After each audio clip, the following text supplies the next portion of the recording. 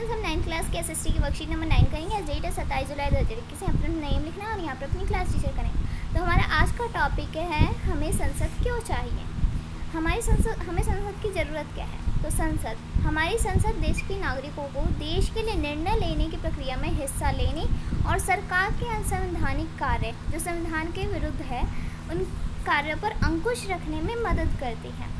इसी आधार पर संसद भारतीय लोकतंत्र का सबसे महत्वपूर्ण प्रतीक है। यह है संसद, सबसे महत्वपूर्ण प्रतीक है, ये है हमारा संसद भवन।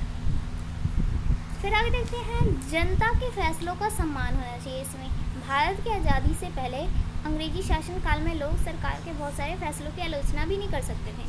ऐसा करने में उन्हें बड़ी कठिनाइयों का सामना करना पड़ता था। लेकिन जब देश की आज़ादी के बाद लोग सरकार के फैसलों में चुनाव के माध्यम से अपनी बातें सरकार तक पहुंचा पाने में सफल होने लगे। किसके? तो चुनाव के माध्यम से। साथ ही सरकार भी अब इनकी ज़रूरतों और मांगों के प्रति संवेदनशील रहने लगी है। अब सेकंड पॉइंट है इसमें, जनता और उनके प्रतिनिधि।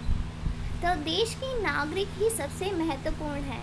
लोकतंत्र में यही है कि देश की नागरिक जो जनता है वो सबसे महत्वपूर्ण है। नागरिक संसद के लिए अपने प्रतिनिधियों का चुनाव करते हैं और चुने हुए प्रतिनिधियों का एक समूह सरकार बनाता है और जनता द्वारा चुने गए सभी प्रतिनिधियों के समूह को संसद कहा जाता है। जो जनता द्वारा सभी प्रतिनिधियों के समूह जो बनते हैं उसे हम क्या कहते हैं? संसद कहते हैं। यह संसद सरकार पर नियंत्रण रखती है और उसका मार्गदर्शन करती है। इस तरह से प्रतिनिधियों के माध्यम से ही जनता ही सरकार बनाती है। जनता कैसे बनाती है? तो जनता चुनाव करती है और जो प्रतिनिधि चुनाव जीते होते हैं वो मिलकर एक संसद का समूह बनाते हैं, उस पर नियंत्रण रखती है और जो संसद होती है वो सरकार के कार्यों पर नियंत्रण रखती है। भारतीय संसद देश के सर्वोच्च कानून का निर्माण करने वाली संस्था है। संसद ये 3 भागों में है, एक है राष्ट्रपति, राज्यसभा और लोकसभा। राज्यसभा का सभापति देश का उपराष्ट्रपति होता है और लोकसभा की अध्यक्षता करता है। अब इसमें प्रश्न है पहला कि संसद के विषय में आप क्या जानते हैं? तो संसद के विषय में आप क्या जानते हैं? तो इसमें फर्स्ट का आंसर हो जाएगा, भारत की संसद अथवा पार्लियामेंट भारत देश के विधान पालिका का सर्वोच्च निकाय है। द्विसदनीय व्यवस्था है। भारतीय संसद में राष्ट्रपति तथा 2 सदन लोकसभा, लोगों का सदन एवं राज्यसभा राज्यों की परिषद होते हैं और राष्ट्रपति के पास संसद के दोनों में से किसी भी सदन को बुलाने या स्थगित करने अथवा लोकसभा को भंग करने की शक्ति होती है राष्ट्रपति के पास। तो ये हम बता दिए संसद के बारे में। अब सेकंड क्वेश्चन देखते हैं। सेकंड क्वेश्चन है कि सरकार के फैसलों में जनता कैसे भागीदारी निभा सकती है?